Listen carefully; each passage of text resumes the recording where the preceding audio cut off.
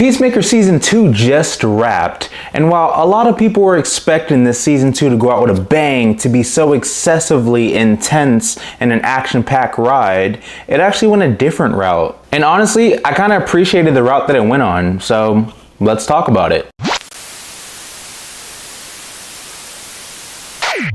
Season 2 picks up a little bit after the ending of Season 1.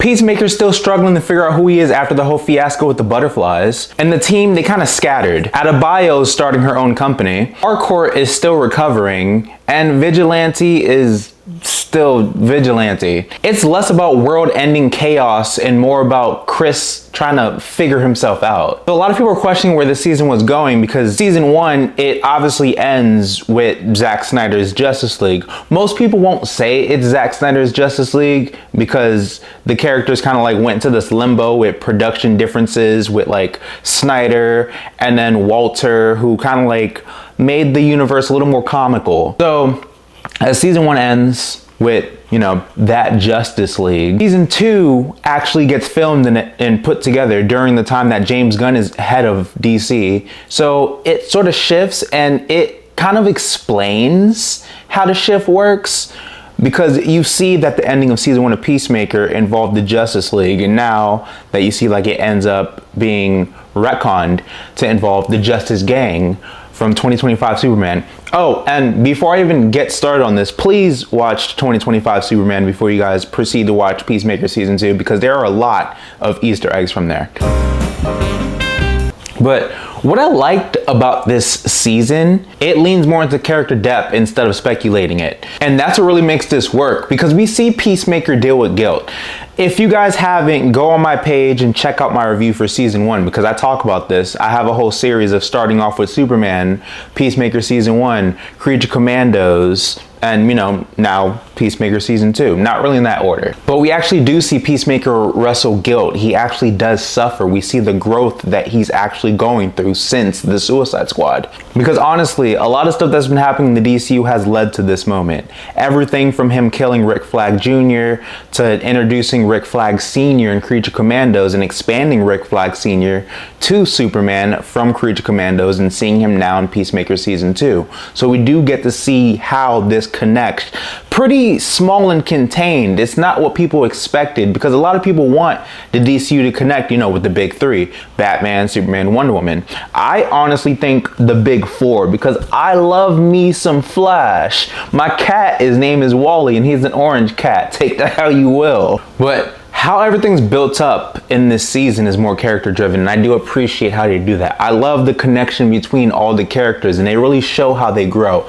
James Gunn does add too much humor to stuff, but I honestly can sit and appreciate how this man writes depression and character growth, because it was the long game. He dragged this out and he made sure it hit beat by beat. Each character in this show got their, you know, time to shine. They got their growth. And yes, even Vigilante has a bit of a growth in this season. Surprising, I know. And the humor in this is pretty toned down. I wanted this humor to be toned down for Superman, but beggars can't be choosers. But Season 2, the comedic stuff toned down significantly in Season 2. So you can tell that the script wasn't really, we'll get to that. But the humor's toned down in this. I really appreciate that, and the characters are very driven. The storyline does piece together well, and it does solidify Chris's story arc. But where there's good, there's bad, and we're gonna talk about the things I didn't like with this season. Not everyone's gonna actually vibe with the slower pace. Trust me, I know people expected a lot, especially this year, because they wanted a more expanded universe of DC already. But we're getting there, we're getting there. There's far less action in this season. I think Peacemaker wears his actual suit, what, like twice this season? Because this season is more of a Chris Smith season more than a Peacemaker season, which a lot of people are conflicted about, because the show is named Peacemaker. But I kinda liked where they were going, but there were certain things that could have been amped up a bit.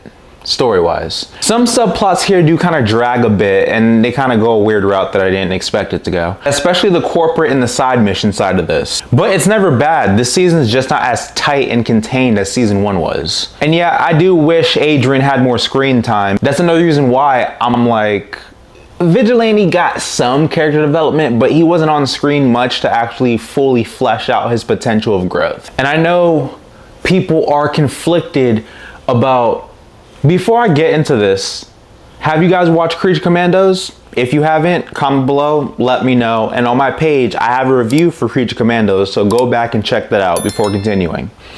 So, with Rick Flag Sr., he gets introduced in Creature Commandos. You know, it's a cartoon. I know a lot of people didn't really care to watch it. And his story expands off of the death of his son. But in Creature Commandos, he seemed a bit more lenient. A lot of people will disagree with me because he was kind of chaotic in season 1, and he did a lot of stuff that got the team in trouble. Like, he literally lost a few team members because he wanted some coochie. But I get that he was angry and found the person that killed his son, Rick Flag Jr., but the way he goes about everything really does shift the dynamic of his character and his presence connecting with Argus. Because honestly, I loved him in Creature Commandos, but I despised him in this season of Peacemaker. I do not like this man. And the fact that they made him like a focal point of the DCU, because he's in like everything moving forward, it kind of steers people the wrong way, and that could be a hit or miss. Honestly, I don't like what they did with him, but you guys can tell me how you guys felt about that and we can talk about it. And I didn't like that we didn't have enough time to get into Chris's life on the other Earth. Yes, I know the other Earth was bad. But I did want to see Chris with his dad and his brother again, because this was a full circle moment. Like, he killed them, both of them. And now he got to see them again, and how that ended was a full circle, but I wanted to see it more fleshed out in a bit. And P.S. fuck that Earth that he was on, by the way. And like always with the characters, all characters that James Gunn writes are very enticing and very interesting. John Cena shows day in and day out how well of a wrestler turned actor, well, wrestler turned rapper turned actor. He does have music out there. Go check it out. This series does flesh John Cena's acting career, and it expands on it. He is good in this. He's engaging in this. His characteristics, I enjoy seeing him. He nails the comedy, and he nails the sad moments. He really gets into it. This is his character. Those subtle, quiet, emotional moments with him really do grab you in here, because it shows how he transcended from being like, I'm the peacemaker and I want peace with all my heart, no matter how many women, kids, and families have to be killed to get it. I misquoted that a bit, I'm sorry. But he went from that to actually caring about people, and the growth starting from the Suicide Squad to now was honestly immaculate. I love that. James Gunn does not miss when he writes characters. He only kind of misses with his humor. The supporting cast still kills it to this day. Each one brings something to the table, and that balance does keep the show grounded, even when things get extremely ridiculous. And I have to say this now, Eagle Lee is the GOAT. This man, his subplot, watch the show, just watch it. Eagle is the GOAT, all right? Eagle is up here, Crypto's kind of down here, and I'm only talking about the 2025 Superman depiction of Crypto because I enjoy Crypto and everything that he has to stand for.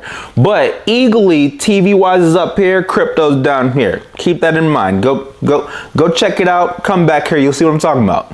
And quick note before I proceed. The opening credits for season 2 are good, but come here. I like season 1 better still. Y'all can tell me how y'all feel about that, but that's just how I feel, all right? That's just how it is. What I really like about this, how this wraps up the pre-reboot DCU. It doesn't make sense, but I'm going somewhere with this. It literally closes the old chapter of the universe and still gives us space to expand on the new chapter of this universe. It's like saying goodbye, but without killing the vibe. It's rare, and it's kind of hard to do. That's how come it didn't officially land, but it wasn't terrible, you know? And this show does really set things up, especially the final season. This sets up Man of Tomorrow, the sequel to Superman.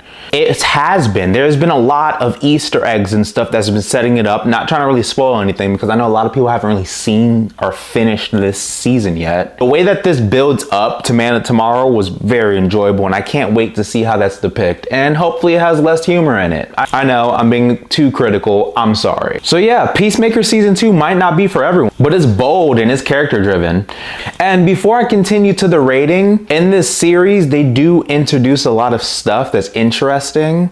Like, we get the Checkmate group. That's something interesting. That's like a little fusion of S.H.I.E.L.D. and the Hellfire Club. You know, X-Men reference for you. And that other dystopian world, the Salvation. You guys gotta check these out. Look into these before you guys comment below. It's interesting where this can go. Rating for season 2 of Peacemaker, I give this a solid with snacks. Granted, I gave season 1 a must-see mayhem, which is a notch higher. I'll explain my rating system like later on down the line. But season 2, it did something for me. It just didn't go as hard as season 1, but it was still enjoyable and the characters got more fleshed out than I've seen before. So I see why James Gunn really does adore and love this project. And now we can say goodbye to this chapter because we've had 3 DC projects this year. And what do you guys think about that? Well, granted, we had 2 DC projects this year because Creature Commandos came out last year, but it ended this year, so that counts. So what do you guys think about these 3 projects? Are you guys hyped for the next 3 projects? I know a lot of people are getting tired of James Gunn content. So next year is Lanterns, Supergirl, Clayface. Well, none are written or directed by James Gunn. If you like my vibe, comment below, like and subscribe, and tell me how you guys felt about this season. Tell me about how you guys felt about the DCU already. I know a lot of people didn't like it. I know a lot of people missed the Snyderverse, and I kind of miss it too. But I'm appreciating this universe as well. And I'm James Hancock, signing off.